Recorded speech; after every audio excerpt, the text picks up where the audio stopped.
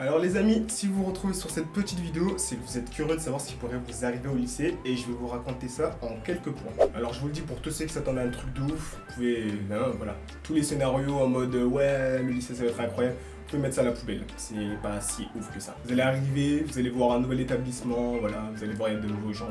Certaines personnes que vous allez dévisager feront peut-être partie de votre classe, quelqu'un à force à vous, hein, écoute. Mais voilà, la rentrée, ce sera pas...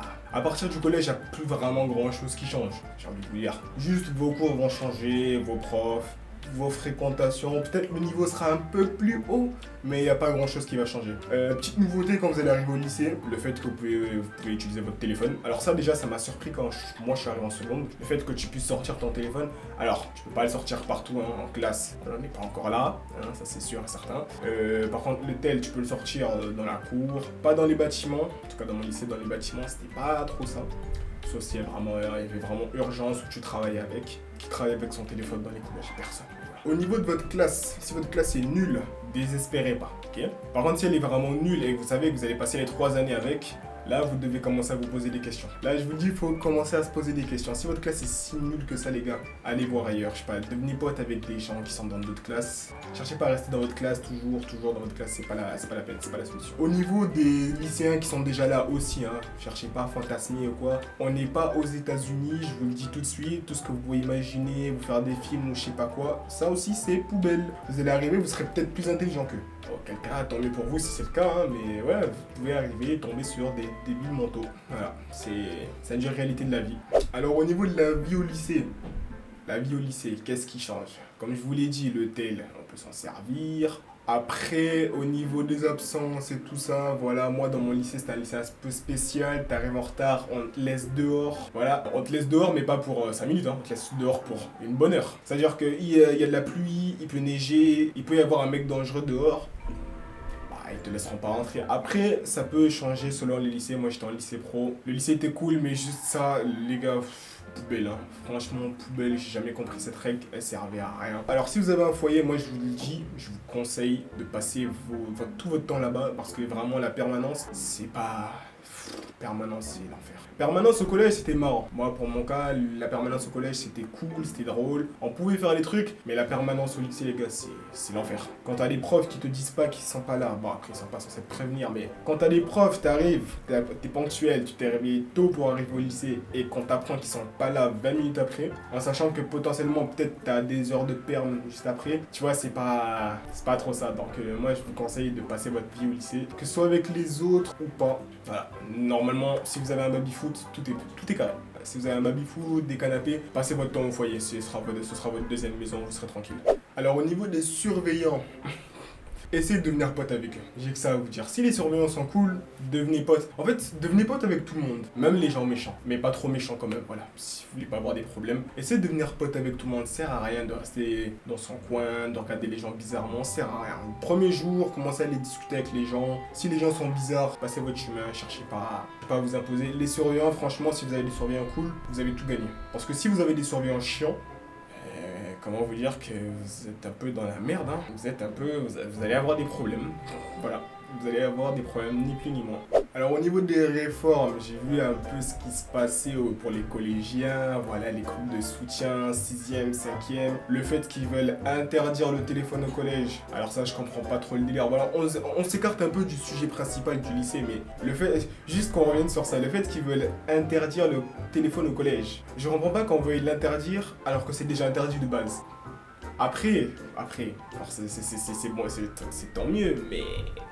Tu vois, tu vas aller interdire un truc qui est censé déjà être interdit de base. Mais bon, écoute, c'est pas moi qui fais les règles, hein, c'est pas moi qui fais les lois. Chacun fait ce qu'il a à faire, hein, force à eux. Les groupes de soutien, blablabla. Alors, apparemment, pour les absences et les amendes, je sais pas quoi là, ça, c'est pas censé être vrai. Voilà, j'ai fait des petites recherches, c'est pas censé être vrai. Si vous avez la preuve que c'est vrai, mettez-le en commentaire, qu'on puisse en discuter, qu'on puisse le lire. Parce que ça, franchement, quand j'ai vu cette news, je sais pas si elle est vraie ou fausse, hein. Moi, je ne dis rien. Mais quand j'ai vu ce truc-là, je me suis dit, sans savoir si c'était vrai ou faux, hein, je me suis juste demandé, est-ce que ce serait vraiment possible? Alors, j'ai eu des échos comme quoi, si t'avais vraiment beaucoup d'absence, tu pouvais avoir des amendes. Mais ne pas justifier une absence et avoir une amende, ça me paraît gros quand même. Ça me paraît un peu limite quand même, voilà. Alors, au niveau de la cantine... je peux rien vous promettre. Au niveau de la cantine, c'est du 50-50. Ou t'arrives dans un lycée où la cantine est bien, et auquel cas c'est cool. Ou t'arrives dans un lycée où la cantine est dégueulasse, et auquel cas, si t'es inscrit pour l'année, soit tu te désinscris, soit tu acceptes de te faire empoisonner pour le reste du mois ou de l'année. Voilà. Si tu comptes t'inscrire pour les 3 ans alors que c'est dégueulasse, fais-toi aider, parce que tu as des problèmes. Tu as de gros problèmes. Alors, pour ma part, la cantine, moi, ça a été l'une des périodes de ma vie qui a été le plus cool. Que ce soit dans la petite section à la fin du lycée, moi, la cantine, ça a vraiment été safe place. Vraiment l'endroit où je pouvais manger. Voilà. À part le fait que, voilà, il y a des jours où tu manges bien, il y a des jours où tu manges des trucs un peu limite. Même toi, tu poses des questions, tu te dis pourquoi on mange ça. Tu vas vouloir aller voir le cantinier qui va te dire c'est pas moi qui fais les menus. J'ai essayé enfin. Je me demandais pourquoi on faisait ci, ça. Et il m'a vraiment répondu que c'est pas lui qui faisait les menus, ça venait de plus haut. Cherchez pas à changer les choses. Alors, on en arrive au point le plus important de cette vidéo concernant le bac, les gars. Le bac, alors déjà, je vais vous dire une chose. L'école aujourd'hui, c'est plus vraiment, c'est pas du par cœur. Enfin, c'est un peu du par cœur. Faut quand même connaître certaines formules, voilà, vous avez compris. Mais aujourd'hui, si vous avez une bonne mémoire, vous pouvez vraiment réussir là où vous voulez, les gars. Je vous le dis, la dernière année, si vous avez révisé, que vous avez écouté en cours ce qu'on vous a enseigné, il faut quand même écouter les 3 ans, c'est bien quand même d'écouter les 3 ans, mais voilà. Si vous avez écouté, si vous avez participé, les refs, il n'y a aucune raison que vous ne l'ayez pas. Donc, commencez pas à stresser, à vous dire je vais pas l'avoir, parce que c'est vraiment comme ça qu'on finit au rattrapage, ou qu'on finit déçu et qu'on l'a pas. Voilà. Ça, c'est un petit message que je vous donne. Si vous écoutez, si vous êtes un bon élève, foutez pas la merde. Vous pouvez même foutre la merde. Si vous avez une bonne mémoire, les refs, le bac, il n'y a aucune raison que vous l'ayez pas. À part s'il y a un prof qui vous aime pas, et encore. Ceux qui corrigeront vos copies, ce ne sera pas forcément vos profs à vous. Ce seront peut-être des profs d'un autre lycée, d'une autre ville, compagnie. Juste, le seul truc où il faut peut-être penser à réviser, c'est l'oral. Parce que sinon, vous êtes foutus. Sinon, c'est fini pour vous. Si vous ne révisez pas l'oral et que vous y allez les mains dans les poches, comment vous dire que vous êtes foutus, hein? Écoute, il n'y aura pas de deuxième chance pour vous. Alors, on va parler d'un petit truc que beaucoup d'entre vous vous allez passer par là, vous êtes obligé de passer par là, sauf si vous arrêtez avant, Parcoursup, les refs. La seule chose que je peux vous dire, c'est ne mettez pas tous vos espoirs dans Parcoursup. Parcoursup, ce n'est pas l'avenir, c'est faux. Quand vous allez faire les démarches pour aller à Parcoursup, si vous êtes pris là où vous voulez aller, tant mieux pour vous. Moi, je vous dis bravo. Mais quand on va commencer à vous en parler, à vous dire voilà, va falloir faire tel truc pour Parcoursup, va falloir s'inscrire à tel moment, faites-le. C'est important, on ne sait jamais. Mais ne mettez pas tous vos espoirs là-dedans. Ne vous dites pas oui, je vais mettre tous mes vœux là et si je suis pas, je vais être pris, c'est obligé. C'est faux. C'est faux.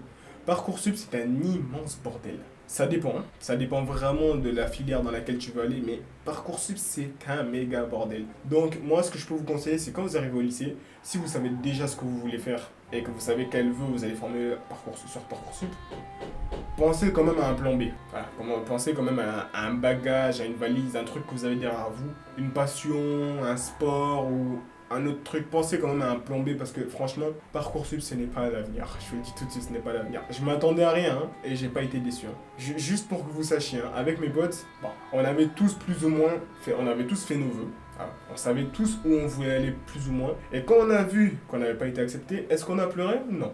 Je vous le dis, on était mort de rire parce qu'on savait déjà. Notre prof nous avait prévenu, on nous avait dit les gars, Parcoursup, faut le faire, mais mettez pas vos espoirs là-dedans parce que c'est pas forcément l'avenir, c'est pas forcément par là que vous allez aller. Donc voilà, privilégiez des formations qui durent moins longtemps, des trucs cool dans lesquels vous pouvez rapidement évoluer, dans lesquels vous pourrez trouver un travail, ce serait cool.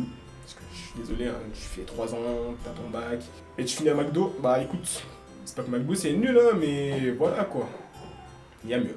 Voilà, c'est la fin de cette petite vidéo, voilà. J'espère qu'elle vous aura plu, j'espère que j'ai pu être clair dans mes explications. Le lycée, c'est vraiment une période que vous allez kiffer. Sauf si, évidemment, vous avez des problèmes qui sont au niveau du harcèlement, qui sont au niveau des bagarres, des trucs comme ça. Si vous avez des problèmes, les gars, n'hésitez pas à en parler, c'est important. Ça peut éviter les drames, ça peut éviter les drames. Faut en parler, c'est pas une blague, le harcèlement, c'est pas drôle. N'allez pas, voilà, quand vous allez arriver Vous allez voir qu'il y aura des groupes qui vont se former. Ne rentrez pas dans un groupe qui va aller s'amuser à embêter un autre groupe. Parce que ça peut être vu comme du harcèlement. À vos yeux, ce sera juste, ouais, non, on fait des petites blagues et tout. Mais ça peut être vu comme du harcèlement. Vous savez jamais ce qui peut se passer. Ne faites pas ça. Voilà, je vais pas vous demander de vous abonner. Si vous voulez le faire, allez-y, c'est gratuit. Ça me fera quand même plaisir. Voilà, j'avais trop envie de tester ce genre de thème. J'avais trop envie d'essayer de faire un petit podcast pour voir ce que ça fait et tout ça.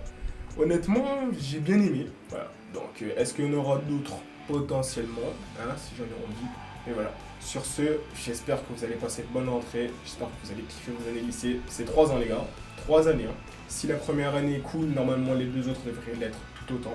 Faites-vous des potes. Vous allez voir que vous allez kiffer sur un cours de sport ou dans d'autres cours. Bon, il y aura des cours où vous allez vouloir dormir. Je vous le dis en seconde, hein, j'ai passé mon année à dormir. Voilà. Mais en bac, j'y vais quand même eu. Voilà. Donc passez une bonne rentrée, on se retrouve pour une prochaine vidéo. Tchuss.